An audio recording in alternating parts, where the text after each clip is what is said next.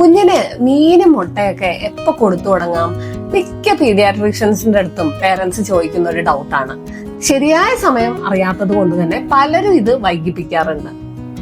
പക്ഷേ ശരിയായ സമയത്ത് തുടങ്ങുന്നത് കുഞ്ഞിന്റെ വളർച്ചയ്ക്ക് വളരെയധികം പ്രധാനമാണ്.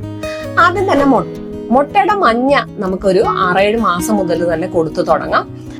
അപ്പൊ മുട്ടയിൽ നമുക്കറിയാം, മുട്ടയിൽ നല്ലോണം കൊളൈൻ ഉണ്ട്, നല്ല ഹൈ പ്രോട്ടീൻ ആണ്. കുട്ടികളുടെ മസിൽ ഗ്രോത്തിനും അതുപോലെ തന്നെ അവരുടെ ബ്രെയിൻ ഗ്രോത്തിനും ഒക്കെ വളരെ ഇമ്പോർട്ടന്റ് ആണ് മുട്ട.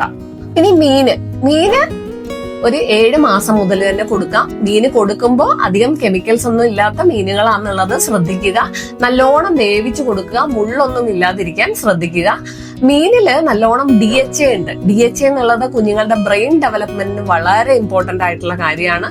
അതുപോലെ കുഞ്ഞുങ്ങൾക്ക് ഇമ്മ്യൂണിറ്റി കൂടാനും അവരുടെ മസിൽ സ്ട്രെങ്ത്തിനും ഇമ്മ്യൂണിറ്റിക്കും എല്ലാം ഏറ്റവും നല്ലതാണ് മീന്. അപ്പോ ഇത് ഒട്ടും വൈകിപ്പിക്കാതെ തുടങ്ങുക. ശ്രദ്ധിക്കേണ്ട കാര്യം, നല്ലോണം വേവിച്ച് മാത്രം കൊടുക്കുക.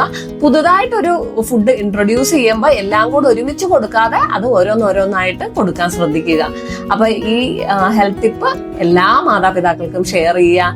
ഇതുപോലെയുള്ള ഹെൽത്ത് ടിപ്സിനായിട്ട് kiddie care doctor Aishwarya follow ചെയ്യുക. Thank U.